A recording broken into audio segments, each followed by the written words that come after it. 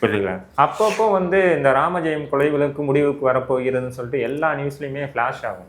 அது திடீர்னு ஃப்ளாஷ் ஆகும், திடீர்னு காணாமல் போகும், திடீர்னு ஃப்ளாஷ் ஆகும். சரி, ஓகே, இந்த கேஸ் எப்போதான் முடிவுக்கு வரும்? அதுதாங்க ராமஜெயம் வழக்கு முடிஞ்சு போன கதைங்க.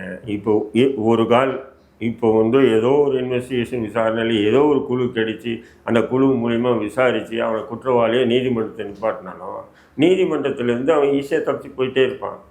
ஐயா 15 வருஷம் ஆயிடுச்சு அந்த நடந்த சம்பவம், குற்றவாளியே பிடிக்கலன்னு என்னை பிடிச்சி அடித்து என்னை ஒத்துக்க சொல்கிறாங்க ஐயா, என்ன வேலை முடிஞ்சுதா இல்லையா? புரியுது. அப்படியே குற்றவாளியை நிப்பாட்டினாங்கன்னா ஆதாரங்களையும் சாட்சிகளையும் நீதிமன்றத்தில் எந்த இது கொண்டு சமர்ப்பிக்க முடியும்? எந்த ஆதாரம் இருக்கும்? எந்த சாட்சிகள் இருக்கும்? போஸ்ட்மார்ட்டம் ரிப்போர்ட்டினுடைய இது எப்படி இருக்கும்? எல்லாம் யோசனை பண்ணி பாருங்கள். எல்லாமே ஜீரோ ஆகும். அப்போ இனி குற்றவாளியை பிடிக்க முடியாதுன்ற ஒரு காரணம் இருந்தாலும் பிடித்தாலும் அவர்களை சட்டத்தில் முன்னிறுத்தி தண்டிக்க முடியாது. என்ன ஒன்று பண்ணலாம், திமுக ஆளுங்கட்சியாக இருக்கிறதுனால குற்றவாளியும் தெரிஞ்சதுக்கப்புறம் என்கவுண்டரோட போட்டு தரலாம். வேறு எதுவும் செய்ய வாய்ப்பு இல்லை.